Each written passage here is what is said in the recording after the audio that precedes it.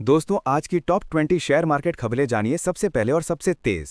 Video पूरा देखिए। अगर जानकारी अच्छी लगे तो लाइक जरूर करें, अपनी राय कमेंट में बताइए और चैनल को सब्सक्राइब करके बेल आइकन दबाना मत भूलिए। 1। निफ्टी ने फिर से 25,000 से ऊपर बंद किया। आज निफ्टी लगातार दूसरे दिन 25,000 की अहम साइकोलॉजिकल लाइन को पार कर बंद हुआ। ये संकेत है कि बाजार में तेजी की उम्मीद बनी हुई है, क्योंकि जीएसटी सुधारों और बढ़ी हुई डोमेस्टिक मांग से इन्वेस्टर कॉन्फिडेंस मजबूत हुआ है। 2। इन्फोसिस ने ऐतिहासिक बायबैक शुरू किया।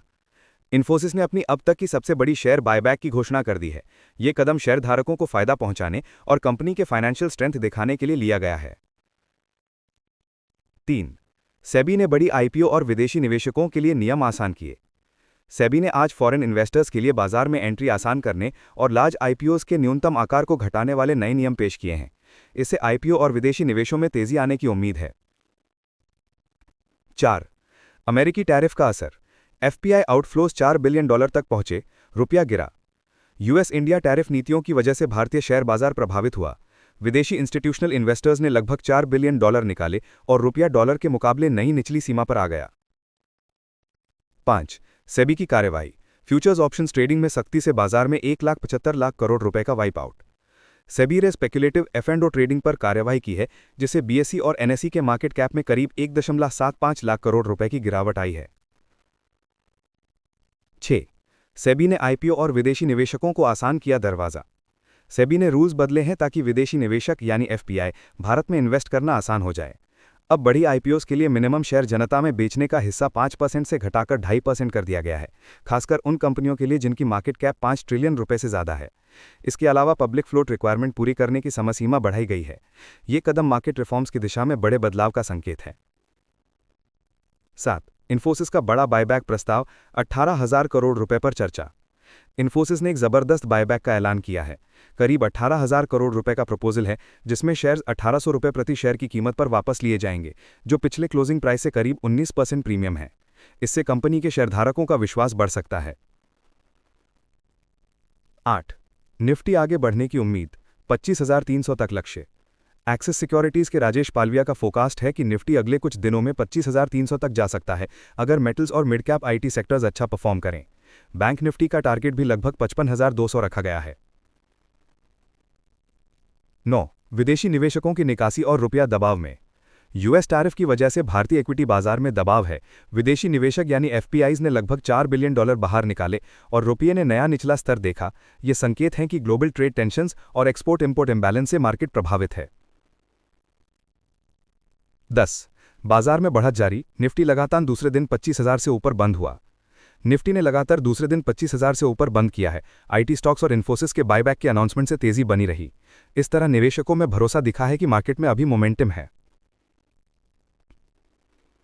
11। आईटी सेक्टर पर दबाव और राहत दोनों। अमेरिकी बाजारों में आईटी कंपनियों की बिकवाली का असर भारतीय बाजारों पर भी देखने को मिला। शुरुआती कारोबार में निफ्टी आईटी इंडेक्स गिरावट में था, लेकिन दिन के आखिर में इसमें रिकवरी आई और यह हल्की बढ़त के साथ बंद हुआ।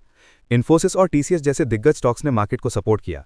हालांकि विशेषज्ञों का मानना है कि डॉलर की मजबूती और अमेरिकी मांग में कमी का असर अगले हफ्ते तक रह सकता है। 12। रियल एस्टेट सेक्टर में तेजी। आज के कारोबार में रियल्टी सेक्टर स्टार परफॉर्मर रहा। डीएलएफ, गोदरेज प्रॉपर्टीज और मैक्रोटेक जैसे स्टॉक 2% से ज्यादा चढ़कर बंद हुए। सरकार की नई हाउसिंग पॉलिसी और लोन पर घटती ब्याज दरों की उम्मीद से निवेशकों का भरोसा इस सेक्टर पर बढ़ रहा है। एनालिस्ट्स मानते हैं कि आने वाली तिमाही में रियल एस्टेट कंपनीज के प्री शेयर मार्केट मजबूत रहने वाले हैं। 13। रुपए में कमजोरी। भारतीय रुपया आज डॉलर के मुकाबले 12 पैसे फिसलकर 83.25 पर बंद हुआ।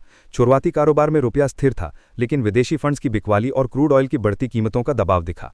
इसका सबसे ज्यादा असर आयात पर निर्भर कंपनियों जैसे ऑयल एंड गैस, मेटल और इलेक्ट्रॉनिक सेक्टर पर पड़ सकता है। 14। डिसइन्वेस्टमेंट की नई लिस्ट आने वाली है। सरकार जल्द ही नई डिसइन्वेस्टमेंट लिस्ट जारी कर सकती है, जिसमें एनर्जी, मिनरल और इंजीनियरिंग सेक्टर की कंपनियां शामिल होने की उम्मीद है। सूत्रों के अनुसार सरकार का लक्ष्य इस वित्त वर्ष में लगभग 70,000 करोड़ रुपए जुटाने का है। निवेशकों की नज़र खासकर कोल इंडिया और एनएमडीसी जैसी कंपनियों पर बनी हुई है। इससे शेयर बाजार में इन कंपनियों के स्टॉक्स में हलचल बढ़ सकती है। 15। क्रूड ऑयल की कीमतें बढ़ी।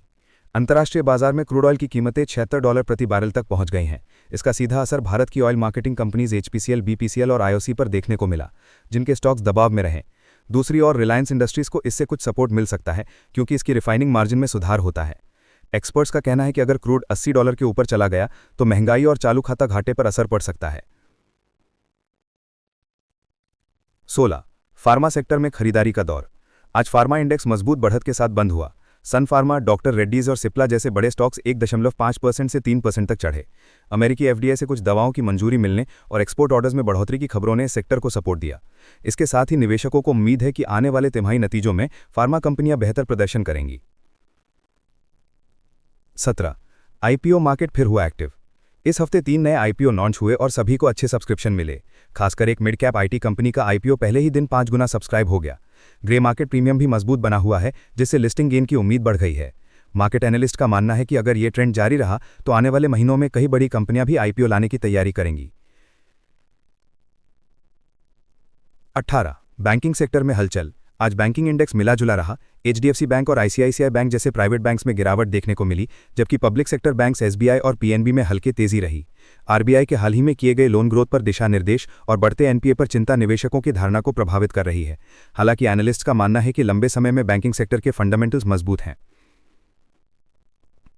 19. मेटल स्टॉक्स पर दबाव। चीन की कमजोर डिमांड और इंटरनेशनल मार्केट में मेटल प्राइस गिरने से आज टाटा स्टील, जेएसडब्ल्यू स्टील और वेदांता जैसे स्टॉक्स 1 से 2% तक टूटे। एल्यूमिनियम और कॉपर की कीमतों में गिरावट ने भी सेक्टर को दबाव में डाला। हालांकि एक्सपर्ट्स का कहना है कि अगर चीन कोई नया स्टिमुलस पैकेज लाता है तो मेटल्स में रिकवरी जल्दी हो सकती है। 20. एफआईआईज और डीआईआईज का रुख।